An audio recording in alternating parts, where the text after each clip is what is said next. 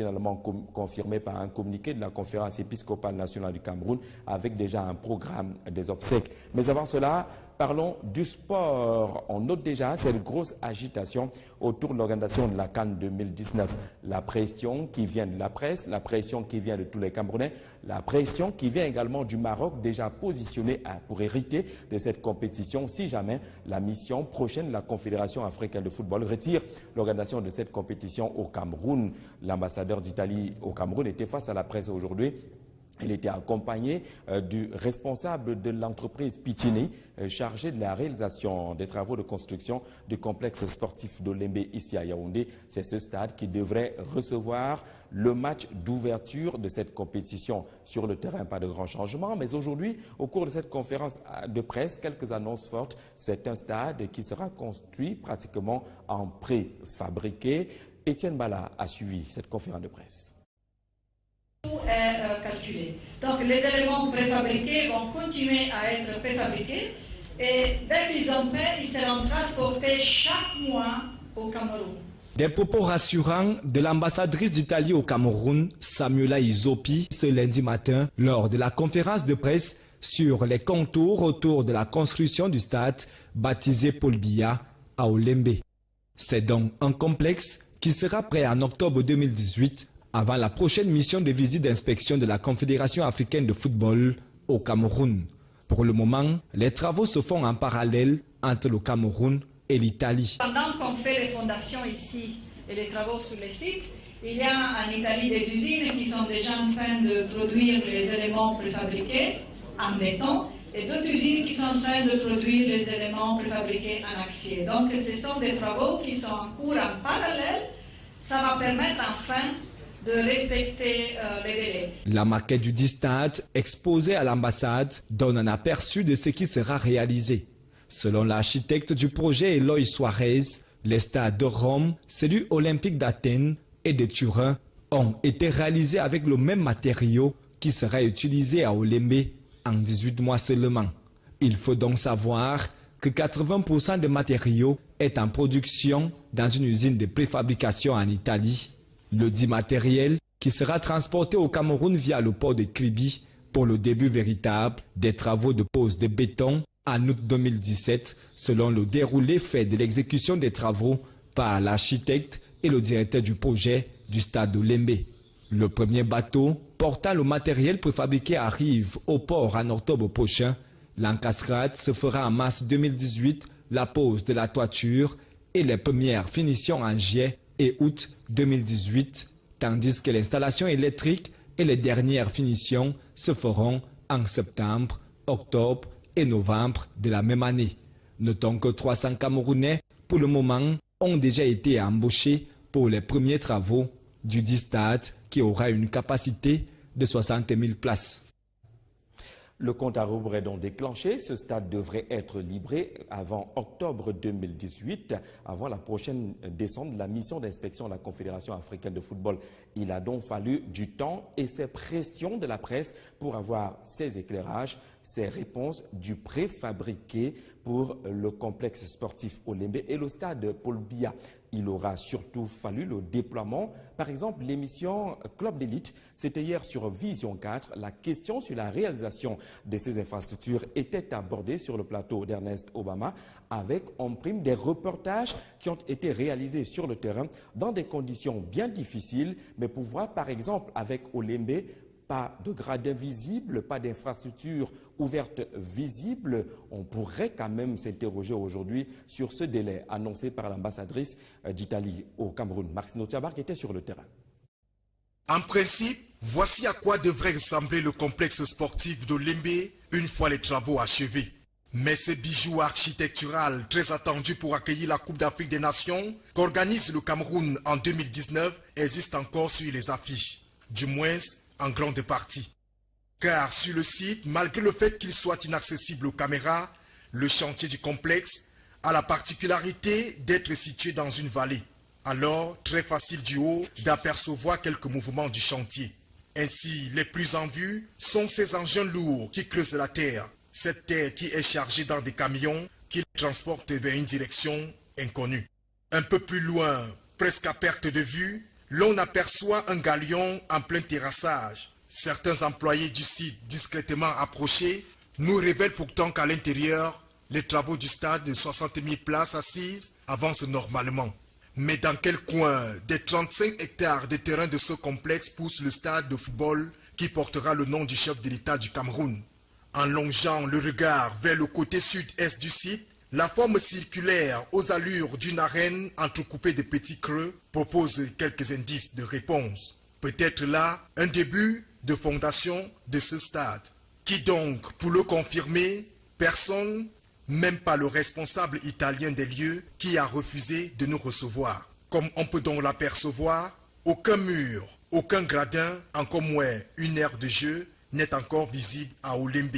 Ceci à presque 1 an et demi de la Coupe d'Afrique des Nations Cameroun 2019. La Confédération africaine de football a déjà marqué son inquiétude.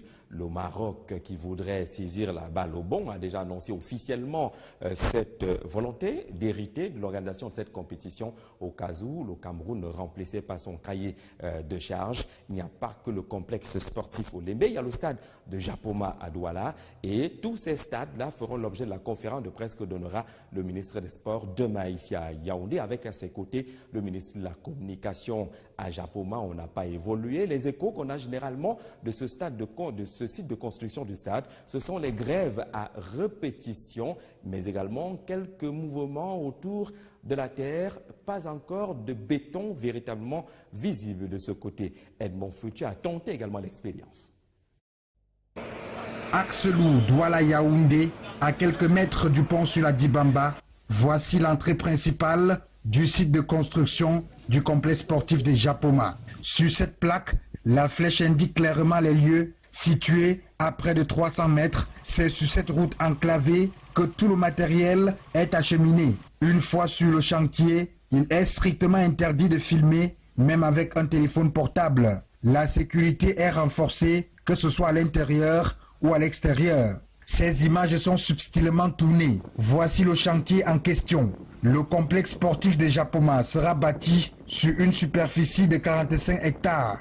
Selon un ouvrier rencontré, les travaux de terrassement sont achevés à 100%. Les grues et autres appareils de construction sont installés, même si aucun poteau n'est encore sorti du sol. Ça fait 3 mois que nous avons commencé à terrasser le stade et nous sommes déjà presque à la fin de ce terrassement, totalement terminé. Selon notre informateur, pour rattraper les délais, les ingénieurs turcs ont pris une option, celle de concentrer toutes les énergies sur le stade qui va accueillir les matchs de la Coupe d'Afrique des Nations masculines 2019. Un stade olympique couvert de 50 000 places et plus tard seront construits les 2 autres terrains d'entraînement, la piscine olympique, les cours de tennis et une annexe de l'Académie nationale de football. Puisque l'entreprise est en retard, nous sommes d'abord concentrés plus dans le stade pour livrer le stade en septembre 2018. Pour que le stade soit livré, c'est un complexe sportif. Mais les travaux sont d'abord concentrés uniquement dans le stade. Comme vous voyez, c'est rien que dans le stade que les travaux sont concentrés. Le reste viendra après. Dans nos prochaines éditions, on fera un tour du côté de Bafoussam. Les équipes sont déjà en plein tournage pour voir le stade également de Kwekong qui connaît des problèmes d'accessibilité, la route qui n'est pas encore aménagée. Parlons de cette actualité autour de l'affaire désormais connue comme étant l'affaire Monseigneur Bala. Les évêques ont rendu public un communiqué aujourd'hui attestant qu'ils ont finalement procédé à l'identification de la dépouille. Un programme des obsèques a également été annoncé. C'est le contenu de ce communiqué signé Monseigneur Samuel Cléda, archevêque de Douala, président de la conférence épiscopale nationale du Cameroun.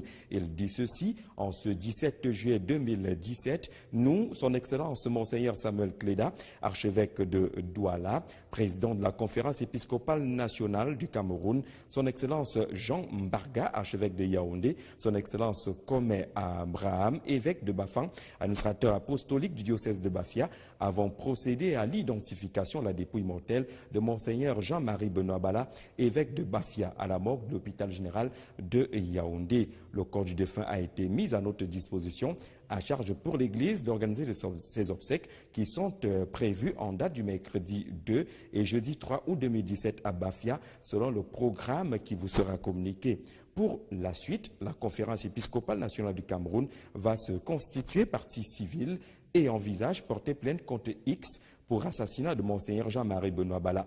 Ce dossier sera confié à un collège d'avocats qui nous représentera désormais dans la recherche de la vérité. Restons unis dans la douleur, l'espoir et l'espérance et prions pour le repos éternel du défunt ainsi que pour les fidèles du diocèse de Bafia éprouvés.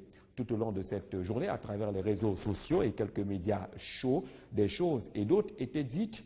Il y a des sources qui parlaient même de marche des évêques qui contestaient le corps à eux présenté à travers les réseaux sociaux. Certains étaient même un peu plus affirmatifs, indiquant que les évêques n'ont pas reconnu le corps qui était finalement présenté.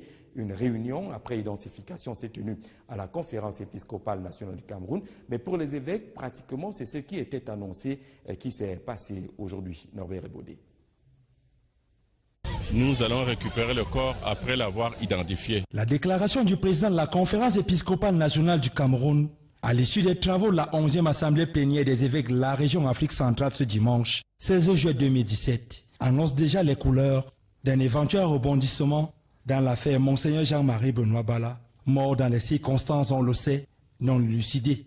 Ce lundi 17 juillet 2017, ces choses faites, les évêques reconnaissent par voie de communiqué avoir identifié et reçu la dépouille de l'évêque de Bafia. Toujours dans le même communiqué, dûment signé du président de la conférence épiscopale nationale du Cameroun, l'on en sait un peu plus sur les dates des obsèques du prélat prévues les 2 et 3 août prochains à Bafia. Outre les dates des obsèques, l'épiscopat camerounais envisage de porter plainte contre X pour assassinat. Un collège d'avocats sera d'ailleurs constitué à cet effet pour faire jaillir toute la lumière sur cette escabreuse affaire. Le clergé, quant à lui, va se constituer en partie civile.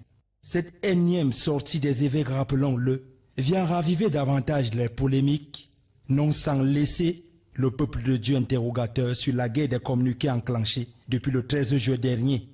La messe, se demandent certains, est-elle dite sur cette autre affaire? Le temps, répondent d'autres, sera davantage situé les uns et les autres. Il était, comme vous l'avez constaté, difficile de tourner les images à la morgue de l'hôpital général de Yaoundé ce jour, pendant cette opération d'identification de la dépouille de Monseigneur Bala. Mais tout à côté également, très visible, c'était la manifestation des malades d'insuffisance rénale. Ils sont revenus à la charge aujourd'hui au portail principal de ce centre hospitalier, paralysant pratiquement les activités. Ils marquent leur inquiétude. Ils ont peur pour les complications qu'ils pourraient connaître dans leur suivi. Les réponses annoncées par l'institution hospitalière et par le ministre de la Santé publique n'ont pas encore véritablement porté des fruits. Sandrine Manza. La mine serrée, le visage pâle et assis à même le sol, les malades souffrant d'insuffisance rénale sont en colère. Ils exigent une bonne prise en charge pour éviter des complications. Ici, à l'hôpital général de Yaoundé, les malades dictent leurs lois. Ils sont même devenus les gardiens de cette formation hospitalière, bloquant ainsi l'entrée principale, insensible aux doléances des visiteurs. Seuls les hommes de médias sont autorisés à entrer. Et rien n'a été fait. Il y a de cela 2 semaines que nous étions ici massifs. Mais aujourd'hui, nous n'atteignons même pas 5 ans. Ce n'est pas que nous ne voulons pas, nous sommes mal en point. Et on a perdu 3 de nos camarades. Ça nous fait mal. Ces patients sont confrontés à plusieurs difficultés. Et surtout quand vous venez, vous êtes sûr qu'on va vous dialyser. Vous mangez du n'importe quoi pourvu que vous ayez un peu de force, alors que c'est du potassium que vous consommez. Et maintenant, quand ça vient, ça vous brûle, ça vous brûle. À 3 dialyses par mois, c'est vraiment insuffisant. Si vous remarquez, même tout le monde ici a gonflé. Il y a les gens qui ne marchent plus. Il y a des gens qui sont dans leur maison couchés, qui n'arrivent plus à marcher. On les porte seulement pour les amener à l'hôpital, normalement comme avant. Mais nous serons déjà dans la maladie. Ce qui fait en sorte que pour que tu reviennes encore à l'état où tu étais avant, c'est très difficile. Il faut au moins 6 mois. Le gouvernement a pris des mesures pour que la chaîne d'approvisionnement soit mieux équipée en consommables et en kits. Pas évident d'aller dans d'autres centres. On nous dit que bon, il faut voir le colonel qui s'occupe du centre de dialyse de l'hôpital militaire et que les paquets sont à 45 000 et le branchement à 5 000. Vous voyez que pour un malade d'hémodialyse, c'est trop cher. C'est sa dialyse du mois. Ces malades souffrant d'insuffisance rénale ne demandent qu'une seule chose, améliorer l'accès aux soins et accroître le nombre de patients en hémodialyse chronique pris en charge. Le ministre de la Santé publique indique justement que c'est de façon progressive que les solutions seront trouvées à cette question de prise en charge des malades d'insuffisance rénale dans les centres hospitaliers. Ce lundi également, des sources à l'imprimerie nationale annonçaient un nouveau mouvement de grève avec mobilisation des grévistes devant la primature. Descendus sur le terrain, pas de grève, pas de manifestation devant les services du Premier ministre, même pas à l'imprimerie nationale. Les activités se sont poursuivies, même si on reconnaît là-bas que les problèmes sont nombreux et qu'on n'est pas loin d'un nouveau mouvement de grève. Florence Anga. Ambiance ordinaire devant le Premier ministère ce lundi matin. Pas de grève du personnel de l'imprimerie nationale qui entendait, selon certaines sources, organiser un mouvement d'humeur devant l'immeuble Étoile avec pour objectif de porter plus haut leurs revendications. Je ne suis pas au courant d'un mouvement d'humeur des employés de l'imprimerie nationale du côté de la primature. Cependant, il reconnaît qu'il y a un malaise dans la maison et les grèves à répétition enregistrées ici à l'imprimerie nationale sont une preuve. Le 15 juin, les employés de l'imprimerie nationale nous demandent de leur payer le salaire du mois de mai qui était en retard et le salaire du mois de juin, le mois qui courait encore. Nous leur avons répondu par lettre en disant que l'imprimerie nationale leur était redevable du seul salaire du mois de mai. Même si le personnel ne s'est pas rendu au Premier ministère pour y manifester, il y a quand même comme une bombe à retardement à l'imprimerie nationale. Par rapport au mouvement de grève que je peux dire, une grève qui est en latence parce qu'on n'a pas suspendu le mot d'ordre de grève. Nous avons, en fonction des informations reçues de la direction, nous avons demandé aux camarades de reprendre le travail en attendant que justement ces problèmes soient résolus. En effet, il y a quelques jours encore, les employés exigeaient le paiement de leur salaire. Le mot d'ordre de grève qui a été servi à la direction avait pour principale réclamation le paiement de 2 mois de salaire. Donc, il y avait le salaire du mois de mai et également celui du mois de juin.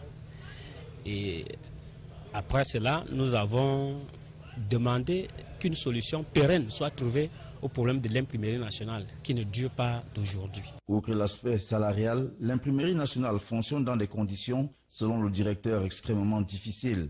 L'imprimerie nationale, comme beaucoup de sociétés d'État, est en difficulté. Les effectifs sont très élevés par rapport aux ressources de l'entreprise. Les machines que nous utilisons sont d'un certain âge. L'imprimerie nationale n'a pas de subvention. Salaire, logistique, finalement, toutes les conditions sont réunies pour que l'imprimerie nationale soit toujours à la crème, malgré les efforts entrepris par les responsables. Nous avons saisi nos autorités, nous leur avons soumis ce problème. Pour le personnel, le plus important serait qu'ils aient fréquemment leur salaire et que les conditions de travail soient meilleures.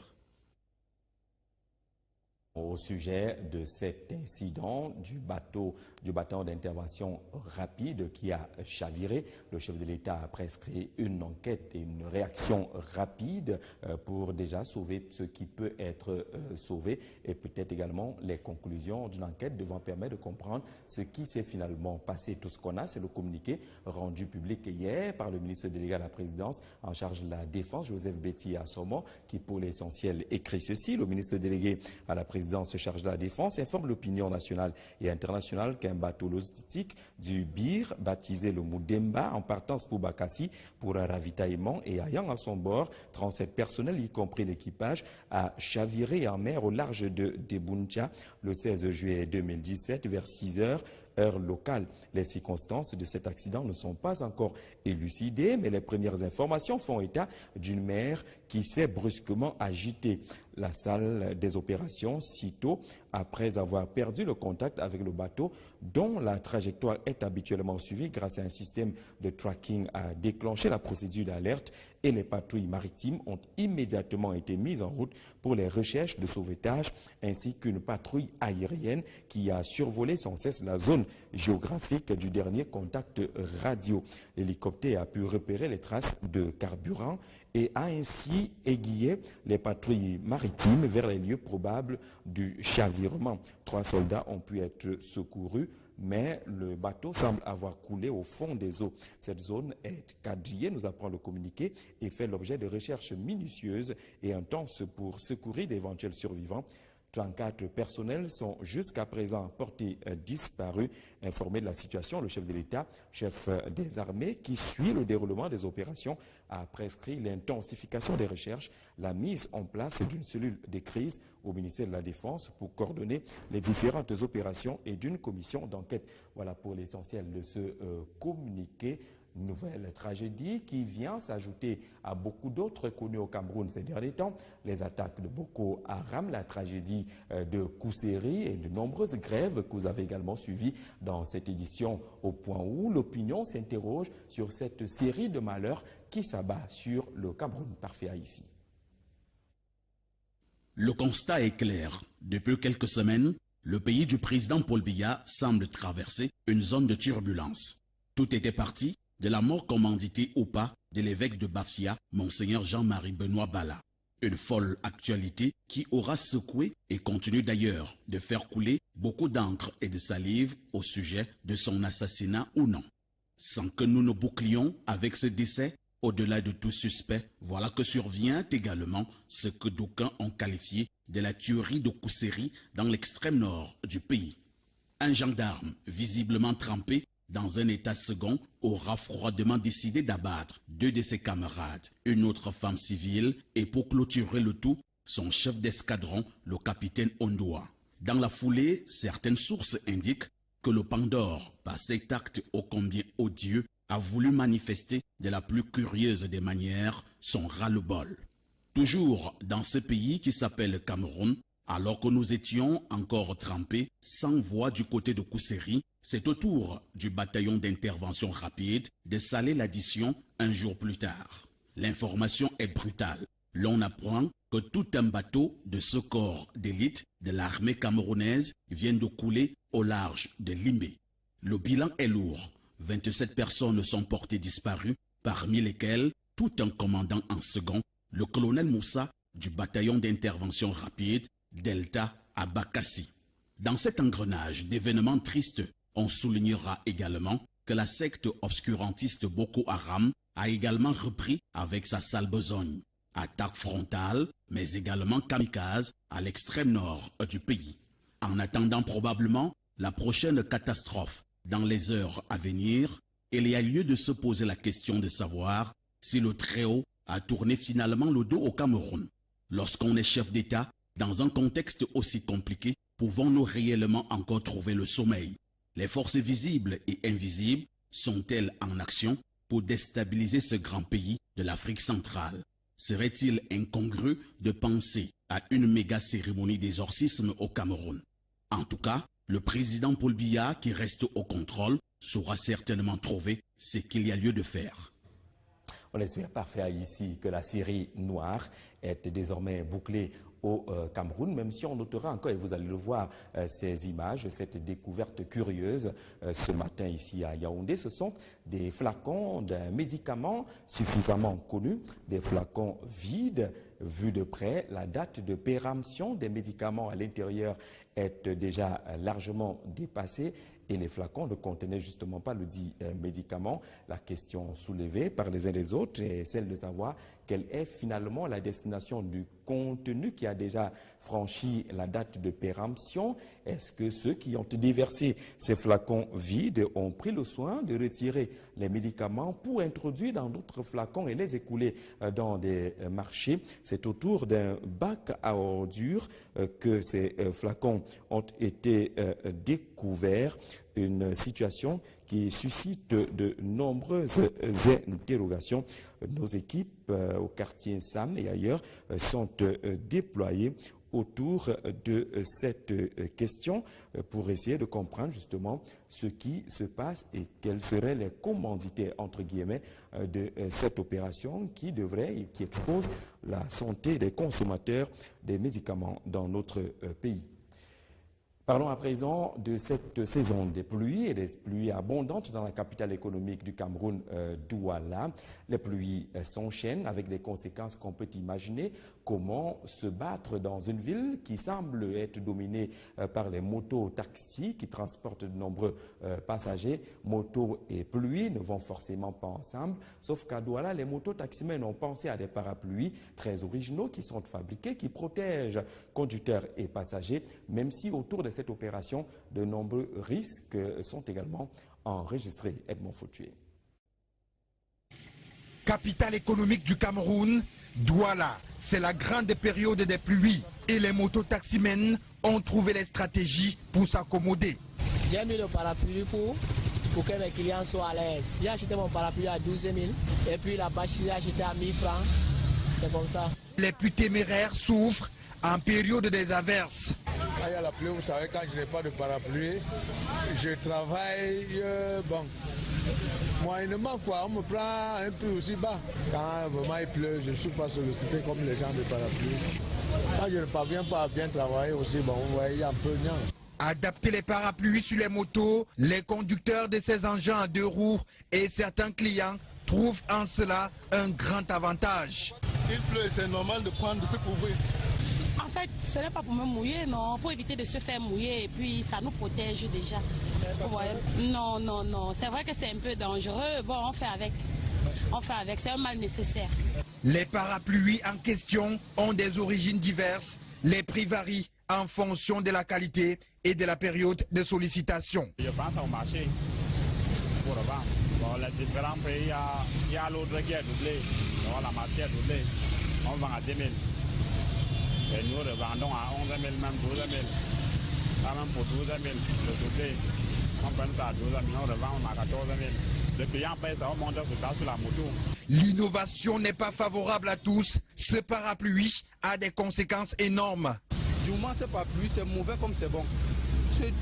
À chaque fois, si tu tentes à doubler un camion dans les mauvaises conditions, tu peux te retrouver en bas du camion avec ces parapluies-là. Ça a des très mauvais inconvénients. À plusieurs fois, j'ai vu ça percer des gens. Devant moi. Douala en période des pluies a le visage de Hong Kong à travers cette image captée au carrefour de Koti.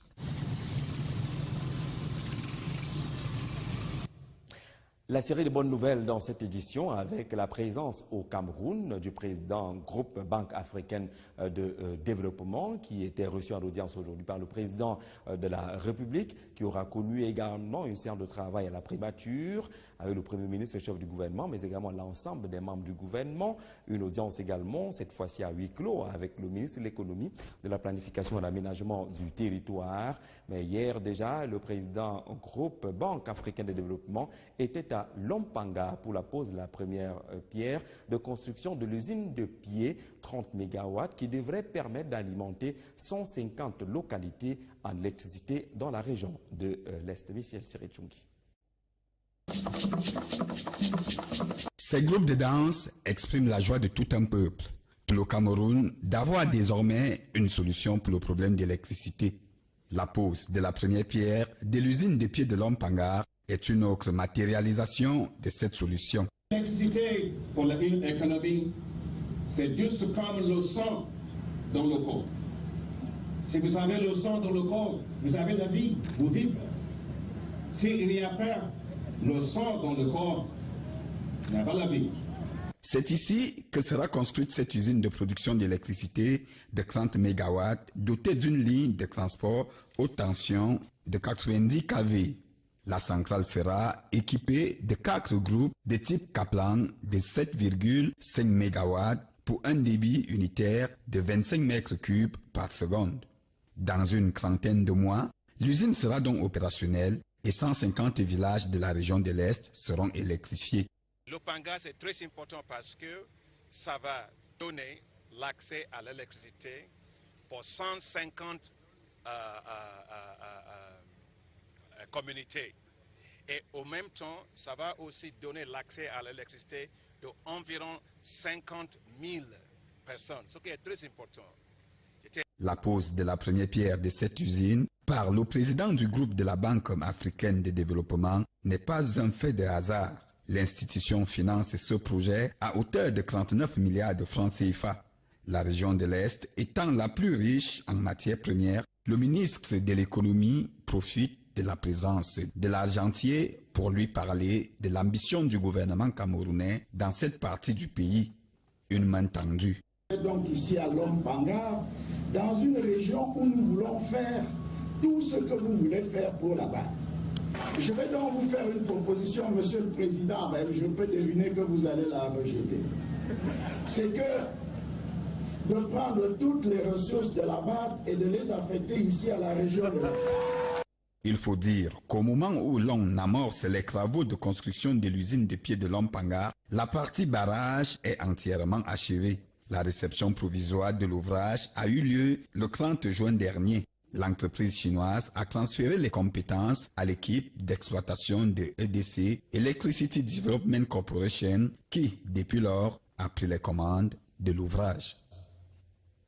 Prenons le pouls de cette élection présidentielle annoncée du côté du Rwanda. Le PRP a lancé sa campagne électorale aujourd'hui, le RPR pour être plus exact, avec le nom de cette formation politique que conduit Paul Kagame à ce scrutin. Et sur place, tout semble faire croire que le président sortant est pratiquement en roue libre face à lui. Deux candidatures qui semblent ne pas influencer l'aura du président qui pourrait aller vers un 4e mandat après la modification de la Constitution demandée et intervenue en 2015. Mathieu Wamba. Le Rwanda est engagé cette semaine dans la phase ultime de sa campagne présidentielle, incluant 3 candidats à la magistrature suprême. Si le président Kagame, 23 ans d'exercice, gère d'une main de fer ce pays issu d'un génocide en 1994 et est favori, 2 autres candidats veulent changer la donne. Frank Habineza, du RPGD, ancien transfuge du RPR, et Philippe Mpayimana, le candidat Hutu frustré et défenseur des ex-bourreaux, veulent se substituer à Paul Kagame. La campagne présidentielle lancée ce matin au RPR déchaîne passion et attente. Le président Kagame, c'est la confirmation de grands projets nationaux tels la réconciliation après le génocide, mais surtout le développement infrastructurel et moral du peuple. Toutes choses qui ont propulsé le Rwanda au rang de pays ambitieux du continent et à l'échelle mondiale. Si l'opposition en face fait le reproche d'un accaparement du pouvoir et de l'instauration d'un régime de terreur qui traque ses opposants et a du mal à battre campagne, le président Kagame, face à certains acquis, reste serein et annonce triomphalement une élection gagnée d'avance.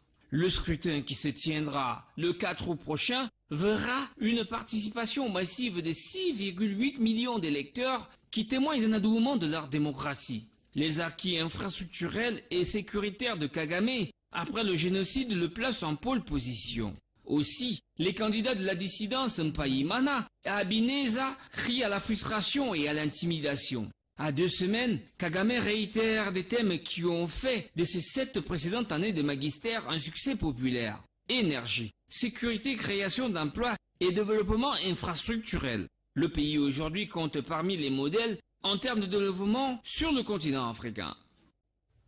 Nous suivrons de près cette campagne électorale du côté du Rwanda. Mesdames, Messieurs, c'est ici que se referme cette édition du journal. N'oubliez pas, comme tous les lundis, 21h, le débat chrétien avec Thomas Béga. La rediffusion de ce journal, ce sera à minuit. Bonne soirée à tous.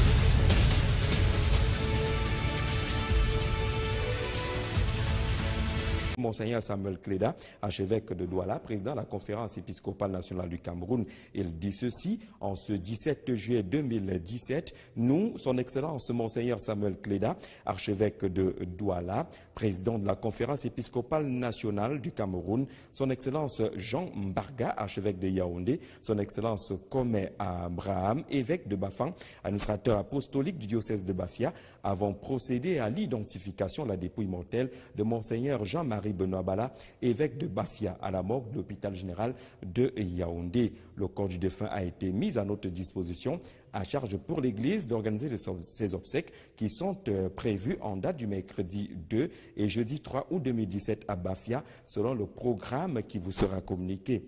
Pour la suite, la conférence épiscopale nationale du Cameroun va se constituer partie civile et envisage porter plainte contre X pour assassinat de Monseigneur Jean-Marie Benoît Bala. Ce dossier sera confié à un collège d'avocats qui nous représentera désormais dans la recherche de la vérité. Restons unis dans la douleur, l'espoir et l'espérance et prions pour le repos éternel du défunt ainsi que pour les fidèles du diocèse de Bafia éprouvés. Tout au long de cette journée, à travers les réseaux sociaux et quelques médias chauds, des choses et d'autres étaient dites. Il y a des sources qui parlaient même de marche des évêques qui contestaient le corps à eux présenté à travers les réseaux sociaux. Certains étaient même un peu plus affirmatifs, indiquant que les évêques n'ont pas reconnu le corps qui était finalement présenté. Une réunion après identification s'est tenue à la conférence épiscopale nationale du Cameroun. Mais pour les évêques, pratiquement, c'est ce qui était annoncé qui s'est passé aujourd'hui. Norbert Ebodé. Nous allons récupérer le corps après l'avoir identifié. La déclaration du président de la conférence épiscopale nationale du Cameroun, à l'issue des travaux de la 11e assemblée plénière des évêques de la région Afrique centrale ce dimanche, 16 juillet 2017, annonce déjà les couleurs d'un éventuel rebondissement dans l'affaire Monseigneur Jean-Marie Benoît Bala, mort dans les circonstances, on le sait, non élucidées. Ce lundi 17 juillet 2017, ces choses faites. Accessible aux caméras, le chantier du complexe a la particularité d'être situé dans une vallée. Alors, très facile du haut d'apercevoir quelques mouvements du chantier. Ainsi, les plus en vue sont ces engins lourds qui creusent la terre. Cette terre qui est chargée dans des camions qui la transportent vers une direction inconnue. Un peu plus loin, presque à perte de vue, l'on aperçoit un galion en plein terrassage. Certains employés du site discrètement approchés nous révèlent pourtant qu'à l'intérieur, les travaux du stade de 60 000 places assises avancent normalement. Mais dans quel coin des 35 hectares de terrain de ce complexe pousse le stade de football qui portera le nom du chef de l'État du Cameroun?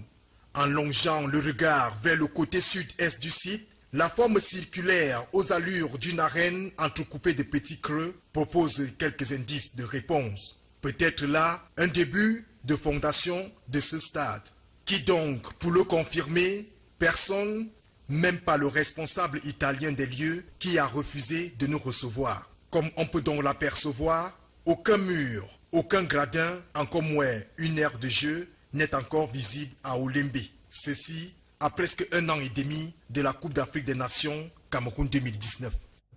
La Confédération africaine de football a déjà marqué son inquiétude. Le Maroc, qui voudrait saisir la balle au bond, a déjà annoncé officiellement cette volonté d'hériter de l'organisation de cette compétition au cas où le Cameroun ne remplissait pas son cahier de charge. Il n'y a pas que le complexe sportif Olembe, il y a le stade de Japoma à Douala et tous ces stades-là feront l'objet de la conférence de presse que donnera le ministre des Sports demain ici à Yaoundé avec à ses côtés le ministre de la Communication à Japoma. On n'a pas évolué. Les échos qu'on a généralement de ce site de construction du stade, ce sont les grèves à répétition, mais également quelques mouvements autour de la terre, pas encore de béton véritablement visible de ce côté. Edmond Foutu a tenté également l'expérience. Axelou, Douala Yaoundé, à quelques mètres du pont sur la Dibamba, voici l'entrée principale du site de construction du complexe sportif de Japoma. Sur cette plaque, la flèche indique clairement les lieux situés à près de 300 mètres. C'est sur cette route enclavée que tout le matériel est acheminé. Une fois sur le chantier, il est strictement interdit de filmer, même avec un téléphone portable. La sécurité est renforcée, que ce soit à l'intérieur ou à l'extérieur. Ces images sont subtilement tournées. Voici le chantier en question. Le complexe sportif de Japoma sera bâti sur une superficie de 45 hectares.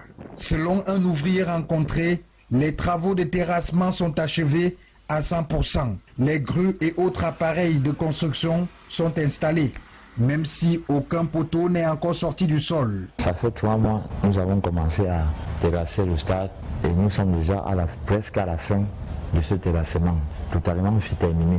Selon notre informateur, pour rattraper les délais, les ingénieurs turcs ont pris une option, celle de concentrer toutes les énergies sur le stade qui va accueillir les matchs de la Coupe d'Afrique des Nations masculines 2019. Un stade olympique couvert de 50 000 places et plus tard seront construits les 2 autres terrains d'entraînement, la piscine olympique, les cours de tennis et une annexe de l'Académie nationale de football. Puisque l'entreprise est en retard, nous sommes d'abord concentrés plus dans le stade pour livrer le stade en septembre 2018. Pour que le stade soit livré, c'est un complexe sportif. Mais les travaux sont d'abord concentrés uniquement dans le stade. Comme vous voyez, c'est rien que dans le stade que les travaux sont concentrés. Le reste viendra après.